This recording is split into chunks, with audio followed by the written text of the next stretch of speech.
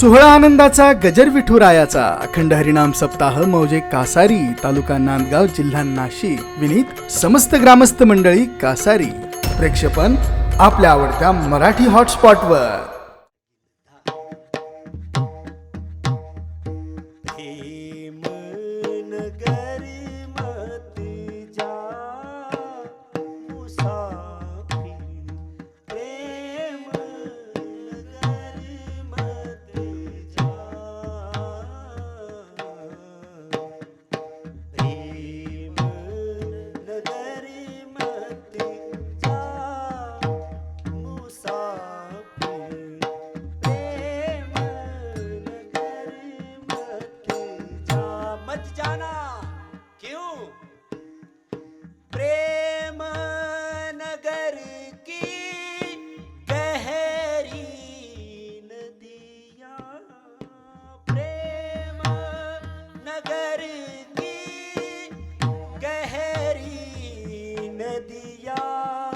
प्रेम नगर की गहरी नदिया, प्रेम नगर की गहरी नदिया, लाखों लोग डुबा जा मुसाफिर, तू प्रेम नगर मत जा।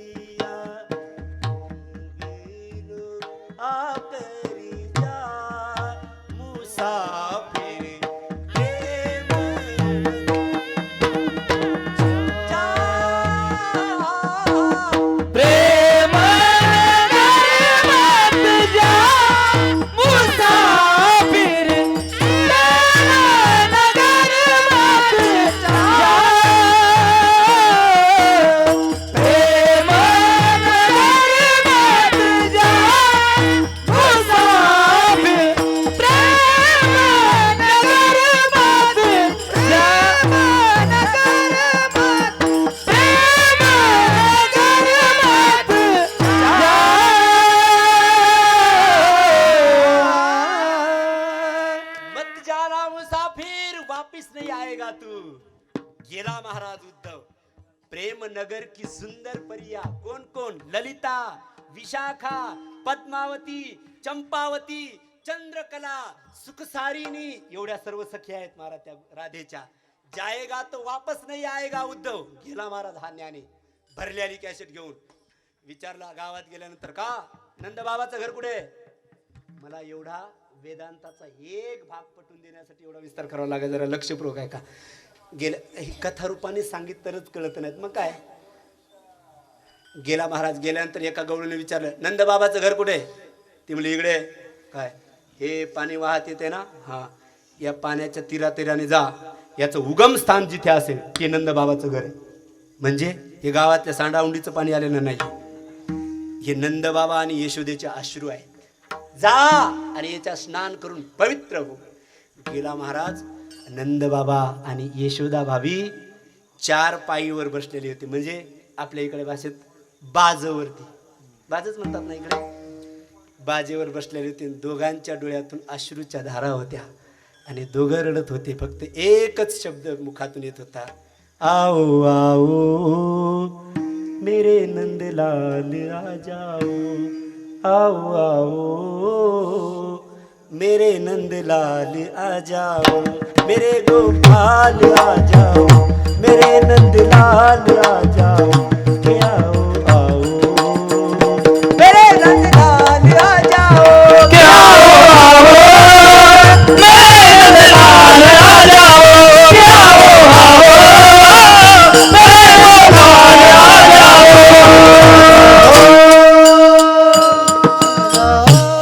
गेला आणि साष्टांग दंडवत घातला. नंद बाबा, यशोदा माता, कोण आहे? मी कृष्णाचा सखा आहे, पत्र घेऊन आलो तुमच्यासाठी. धाय मोकलू लागला रडायला महाराज.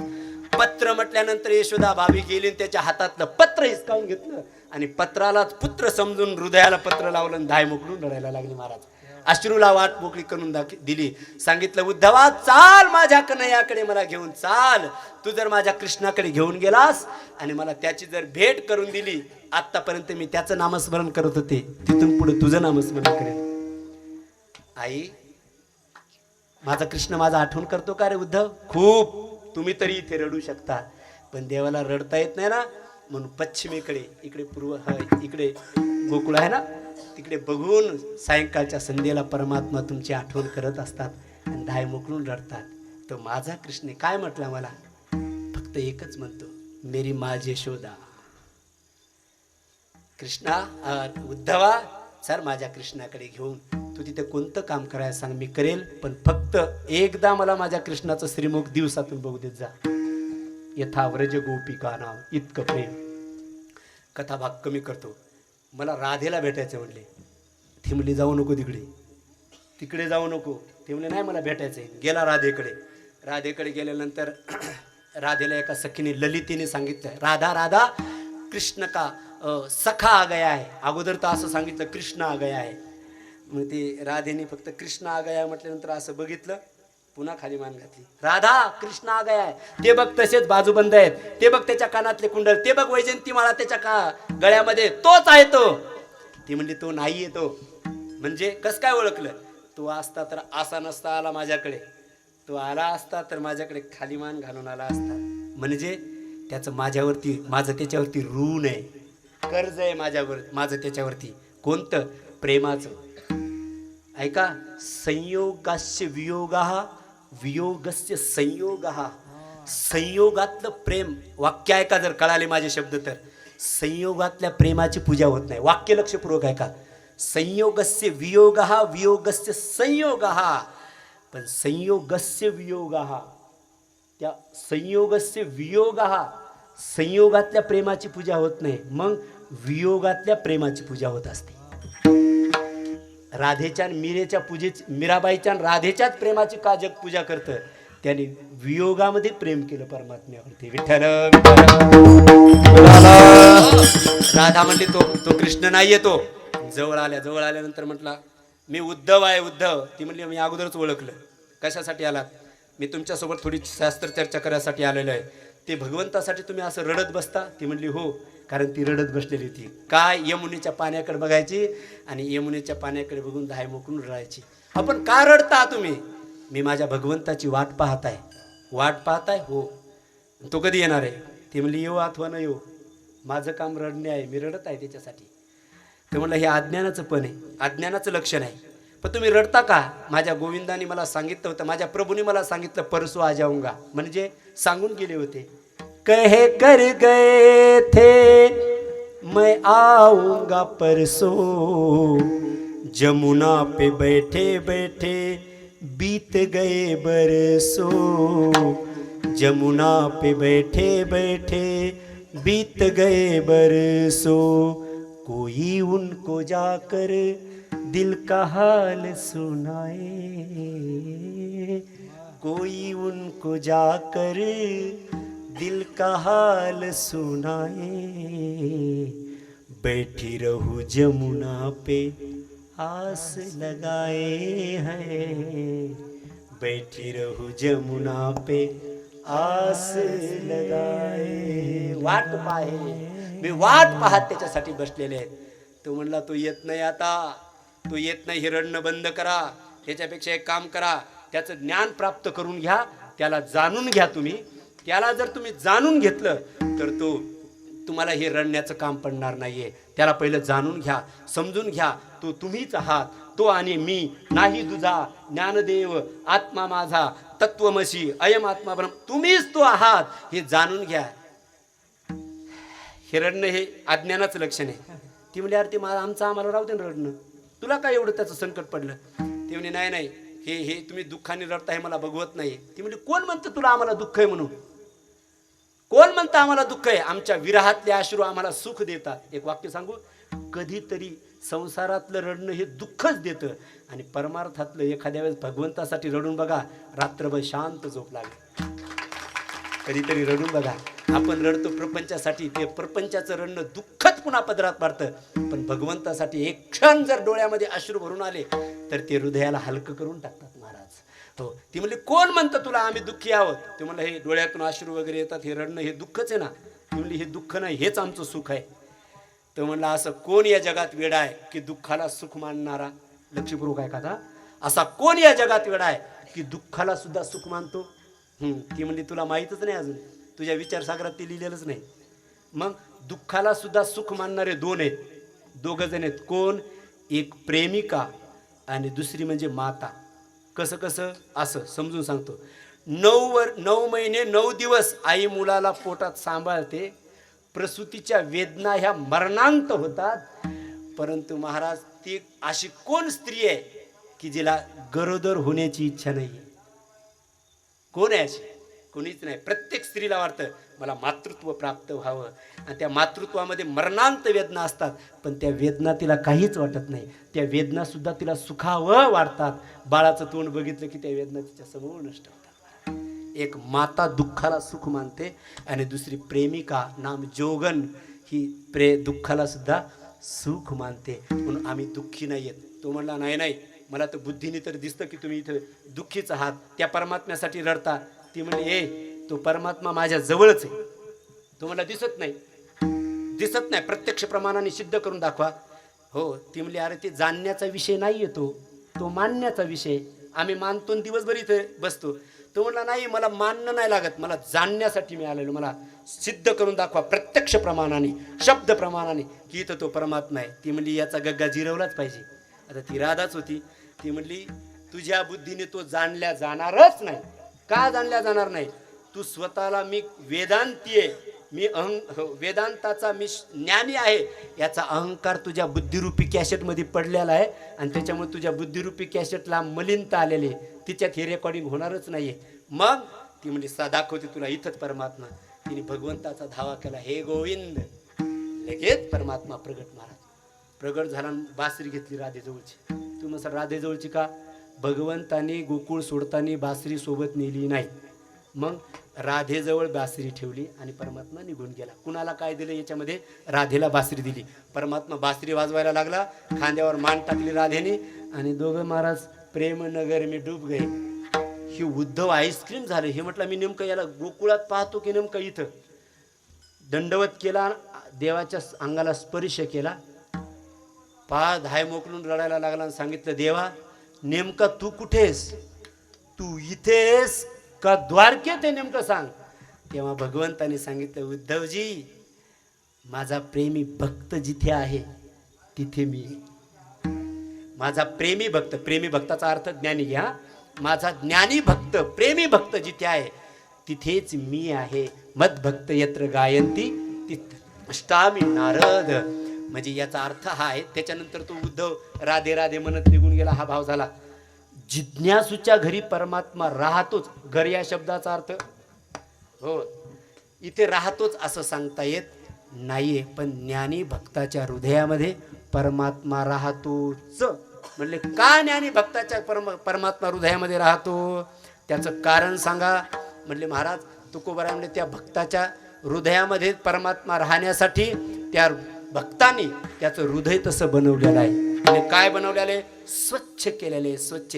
त्याच्यामध्ये कोणता विकल्प नाहीये, त्याच्यामध्ये कोणती आशा नाहीये, त्याच्यामध्ये कोणतीही अभिलाषा नाहीये. म्हणून परमात्मा त्याच्या चित्तामध्ये राहतो. अभंगाच्या पहिल्या चित्ते नाही आस, चित्ते नाही आस, चित्ते नाही आस, चित्ते नाही आस, चित्ते नाही आस, चित्ते नाही आस, चित्ते नाही आस, चित्ते नाही आस, चित्ते नाही आस, चित्ते नाही आस, चित्ते नाही आस, चित्ते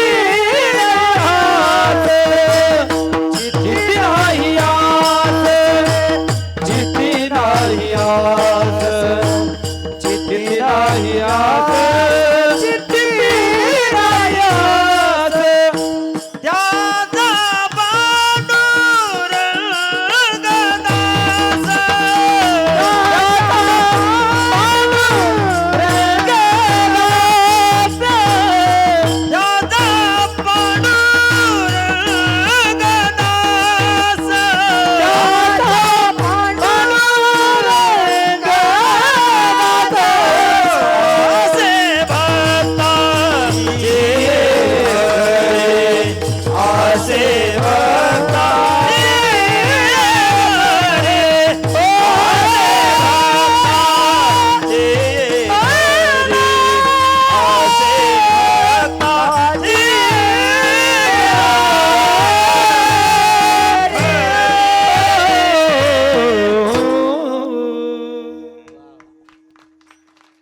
अर्थ भक्ताच्या घरी परमात्मा राहत नाही, अर्थार्थी भक्ताच्या घरी परमात्मा राहत नाही, जिज्ञासूच्या घरी सुद्धा परमात्मा राहत नाही.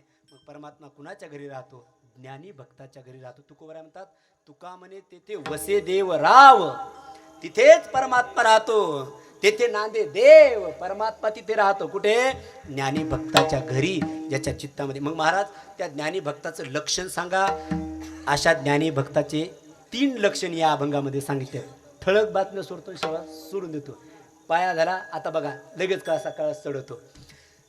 3 लक्षणे ज्ञानी भक्ताचे. ज्ञानी भक्ताच्याच घरी का राहतो?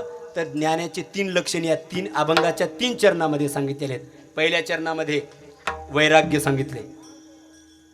बर, चित्ती नाही आस, वैराग्य. त्याचा पांडुरंगदास, चित्तामध्ये त्याच्या कोणतीच आशा नाही, वैराग्य आहे. अनाथाचा बंधू अंगी असे हा सबंधू, तोच माझा रक्षण करताय, हे ज्ञान आहे.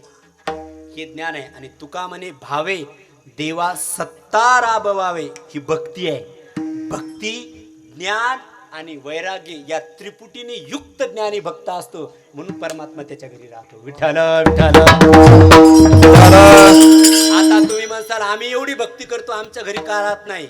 हे 3 सूत्र आपल्या जीवनात आहेत का हे तपासा. मग आपल्यासाठी ते धावून का येत नाही याचं उत्तर तुम्हालाच मिळेल. आपल्याकडे वैराग्य आहे का? ज्ञानी भक्ताच्या अंतकरणामध्ये वैराग्य किती धगधगीत ज्वाळ अग्नी जैसा वैराग्याने पुष्ट झालेला आहे. अहो आपल्याला तंबाखू सुटत नाही हो. कसा काय देव भेटेल आपल्यासाठी? वैराग्य व्हावं लागतंय, झिजवावं लागतं या शरीराला. ती लाही होती ना, लाही, हो, बीज भाजूनिया केली लाही, आम्हा जन्म मरण नाही. तो परमात्मा आपल्याला भेटावा आपल्या घरी, हो, हृदयामध्ये तो आहेच. प्राप्ताची प्राप्ती करायची नाही, अप्राप्ताची प्राप्ती नाही, प्राप्ताचीच प्राप्ती कर. फक्त सेवाळ अज्ञानाचं काढायचं बाजूला. आणि ते अज्ञानाचं सेवाळ बाजूला करण्यासाठी पहिलं ज्ञान लागतं, पहिलं वैराग्य लागतं.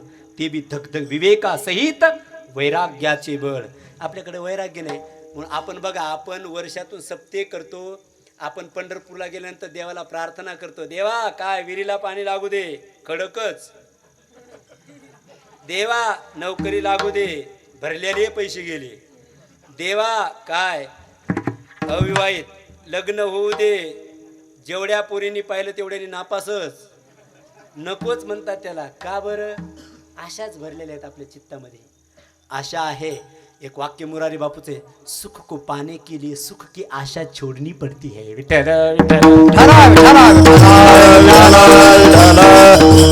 गीतेच्या न्यायाने सांगू, सर्वारंभ परित्यागी योमत भक्त समी प्रिया. या अभंगावर पठाडे महाराजांनी अनेकाचे चिंतन ऐकले असेल. भात, आणि त्या भातावर महाराज डाळ म्हटल्यावर तर अगं ती डाळ ताशी पलटी, आणि मग त्याच्यावरती तूप. तूप तर नुसतं असं पडलं का? नाही पडलं, असं ठेवल्या जातं. मी कशासाठी सांगालो? भक्ती किती आहे आपल्याकडं. असं ठेवल्या जात, असं टाकल्या बी जात नाही. मग म्हणती नार्या काय जाय देवाला नैवेद्य दाखवून घेऊन ये, अशी म्हणत असते. दाखवून ये नसते, दाखवून घेऊन ये म्हणते. ते का नामदेवाची आई आहे का? नाही म्हणा. का? आपली उपासना, आपली भक्ती सुद्धा अशी तुटपुंजी आहे. हा तुटपुंजी शब्द मी त्या मंडळाकडून, आपली उपासना भक्ती सुद्धा अशी. थोडंसं आपणच आपल्या अंतकरणाला चेक करून घ्या, प्रक्षालन करून घ्या की हे 3 सूत्र आपल्या अंतकरणात खरेच ठासून भरलेले आहेत का? भक्ती खरी, ज्ञान खरं, आणि वैराग्य हे परमोच्च उत्तुंग शिखराचं जर वैराग्य असेल तर निश्चित तुमच्या घरी सुद्धा परमात्मा जरशा गायचं शेण काढायला तयार आहे. पण हे 3 सूत्र असतील तर, नसतील तर देवावर आक्षेप ठेवायचा नाही. काय देवा, अरे अधिकाराशिवाय सरकार पगार देत नाही. वाक्य आहे का? हे गाडी चालवतात ना, हे मंडळातले काय, हे एस टी महामंडळातले दिवसभर गाडी चालवतात, महिनाभर चालवतात तेव्हा तुटपुंजी पगार सरकार त्यांना देतं. हो, बीज भाजूनी केली लाही. तसं आपल्याला सुद्धा त्या देव बाजारचा भाजीपाला नाही रे. मग त्याच्यासाठी करायचं काय आहे? संसारी म्हणजे सोडायचं नाही बरं का, नाही तर मग चला या बुवाच्या पाठीमागे आळंदीला तिकडे नका येऊ. सोडायचं नाही, आसक्ती सोडायची, वैराग्य आलं. आसक्ती सोडायची, वैराग्य आलं. नंबर 2, देवाला म्हणायचं, देवा शेवटी काही खरं नाही, तूच तुका म्हणे तूच खरा आणि येर वाऊगा पसारा. ज्ञान झालं आणि देवाला म्हणायचं, देवा ही भोळी भाबडी भक्ती रे, ज्वारीची भाकरी आणि आठ्याचा गोड करून घे रे देवा. सकाळी तुम्ही निवेदित भोजन करी, प्रभू प्रसाद पटभूषण धरी. मग भक्ती, ज्ञान आणि वैरागी या तिन्हीचा जर संगम झाला ना, तुमचे सुद्धा काम देव करायला तयार आहे. जसं की अनेक भक्तांची त्यांनी केले. चित्ती नाही आस त्याचा पांडुरंग दास. मग त्यांच्या घरी राहून करतो काय? असे भक्ताचे घरी कामे न सांगता करी. आता कोण्या भक्ताचे कोणते काम केले मला ते सांगायचं कारण नाही, फक्त अभंग म्हणून जातो. कळालं तर सोडा, कळालं तर घ्या कळून, नाही तर द्या सोडून. एक 11 चरणाचा अभंग आहे आणि त्याच्यात 23 दृष्टांत दिलेले आहेत महाराज. उंच नीच काही नेने भक्त भगवंत, तिष्ठे भाव भक्ती देखून या. दाशीपुत्र कन्या विदुराच्या भक्षी, दैत्या घरी रक्षी प्रल्हादाशी. चर्म रंगू लागे रोहिदासा संगे, कबीराचे मागे शेले विनी. सज्जन कासया लागे मांस, माळ्या सावत्यास खुरपू लागे. मोठ विठ्ठल विहीर विठ्ठल, या झाडावरच्या राघू मैना त्यागे विठ्ठल गे. मोठ विठ्ठल विहीर विठ्ठल, सावता माळ्या संग खुरपू लागे. नरहरी सोनारा घडू लागे, चोख्या मेळ्या संगे दोरेवळी. नामयाची जणी सवेवेची सेनी, धर्माघरी पाणी वाया झाडी. नाम्या सवे जेवी नवे संकुचित, ज्ञानियांची भीत अंगेवळी. अर्जुनाचे रथी होया सारथी, बक्षी पोहे प्रीती. सुदाम्याचे गवळीयाचे घरी अंगे गाई वळी. द्वारपाळ बळी द्वारी झाला एकोबाचे ऋण. फेडी ऋषिकेशी अंबऋषीचे सोशी, गर्भवास मीराबाईसाठी घेतो विष प्याला. दामाजीचा झाला पडेवार, घडी माती वाहे गोऱ्या कुंभाराची. हुंडी त्या मेत्याची अंगी भरी. वर्तमान काळात या पुंडलिकासाठी अजून निष्ठा, तुका म्हणे मात धन्य त्याची कामे न सा.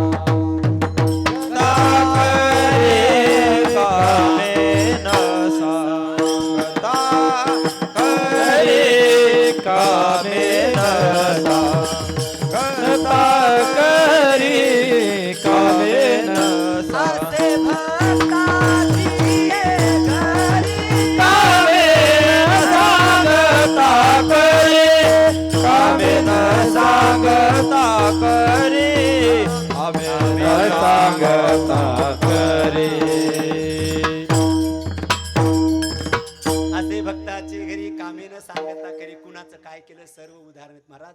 चोखोबाची बहीण झाला शारंधर आणि वहिनी उघडा दारू. उघड बाई आता दारू नाही, हे नाही वाटत किती झालं रा.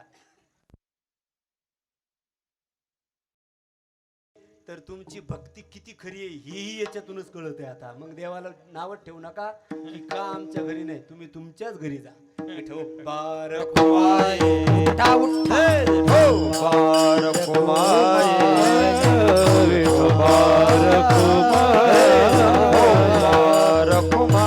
हरि हरि हरि विठोबार कुमाई राज. विठोबार कुमाई काम, पण त्याच्यासाठी अधिकार महत्वाचा आहे. तो अधिकार आता एक अभंग सोडवत असताना याला एक वेगळ्या अंगाने सोडवलं जातं. कसं की सर्व भक्तांचे चरित्र सांगितले जातात की या भक्ताचं हे काम केलं, या भक्ताचं ते. आता तो जर सर्व अभंगातले प्रमाण सांगायला गेलं तर सकाळचे 4 वाजतील आपल्याला. गोऱ्या कुंभाराचं सांगा, नरसिंह मेहताचं सांगा, सर्वांचं सांगा. पण हाच अभंग एक अधिकार संपन्नतेने जर सांगितला म्हणजे तुमच्या आमच्या जीवनासाठी काय उपयुक्तता आहे या अभंगाची. संतांचे काम देवाने केले मान्य आहे. आम्ही 9 ते 11 इथे बसून आहोत, 11:30 12 पर्यंत बसून आहोत. या आजच्या कीर्तनातून आम्हाला नेमका काय उपदेश आहे, आमच्यासाठी काय आहे. संतांचं वाङ्मय हे फक्त भूतकाळाच्या दृष्टीनेच फक्त श्रवण नाही करायचं. मग संतांनी भूतकाळ, भविष्यकाळ आणि वर्तमान काळ तिघांचा विचार करून आशांनी असं केलं. तुम्ही जर असं कराल तर तुम्हाला सुद्धा ही फलश्रुती निश्चित मिळेल. ही फलश्रुती सांगण्याच्या दृष्टीने संतांनी अभंगाचे चिंतन आपल्यासमोर ठेवलेले आहे. आपल्या जीवनामध्ये या जीवनामध्ये आत्ता आपल्याला काय याच्यातून उपदेश घ्यायचा, याच्यातून उपदेश हाच घ्यायचा आहे की परमार्थ करत असताना हे देवा हळूहळू परमार्थ करत असताना प्रपंच आमचा करत असताना त्याच्याबद्दलचं मिथ्यात्व आम्हाला कळू दे. एक. नंबर 2 म्हणजे वैराग्य. नंबर 2, देवा दरवर्षी कीर्तन ऐकतो. कीर्तन ऐकता असताना तू नेमका कसा आहेस, तू भक्तीच्या दृष्टीने सुद्धा भक्तांचे सर्व काम करतो, हे एक तुझं रूप आहे. पण तू व्यापक, हरिव्यापक सर्वत्र समाना, तू कसा आहे हे ज्ञान मला ती प्राप्त होऊ दे. वक्त्याच्या रूपातून बोलविता धनी वेगळाची, तूच बोलणार आहे एखाद्या वक्त्यातून, ते आम्हाला ज्ञान मिळू दे. दुसरी झालं ज्ञान, वैराग्य, ज्ञान. आणि देवा वैराग्यही आमच्या अंतःकरणात प्रगट झालं आणि ज्ञानही मिळालं. त्याच्यानंतर मात्र आम्ही भक्ती विसरू नये, कारण भक्तीशिवाय, ज्ञानोत्तर भक्तीशिवाय तुझा रस, तुझा भक्तीचा आनंद आम्हाला मनमुराद श्रवण करण्यासाठी, उपभोगण्यासाठी मिळणार नाही आहे. म्हणून ती भक्तीसुद्धा आमच्या जीवनात अविरत राहू दे. अशा 3 प्रकारची देवाकडे प्रार्थना करून आपला तो अधिकार संपन्नता करून घ्यायचे. आणि मग म्हणायचं काय, मी काहीच करत नाही, मग माझ्या घरी माझा परमात्मा सर्व काही करते. नाथाच्या घरी पाणी वाहिलं, माझ्याही घरी देवच पाणी वाहतो. अशी अधिकार संपन्नता प्राप्त करून आपलं जीवन तसं पूर्ण करण्यासाठी आपण ही सेवा आत्मसात करायचे. असं बोलून या ठिकाणी वाणीला पूर्णविराम देतो. सर्वांच्या चरणी झालेली सेवा समर्पित करण्या अगोदर तुमच्या गावातील जे कोणी या कोविडच्या काळामध्ये या कोविडचे बळी ठरल्या गेले, ज्यांनी कोणी आपले स्वजन गमावले आले, त्या सर्वांच्या चैतन्याला ही वाङ्मयी सेवा, वाङ्मयी श्रद्धांजली त्यांच्या चैतन्याला अर्पण करून वाणीला या ठिकाणी पूर्णविराम. ज्ञानेश्वर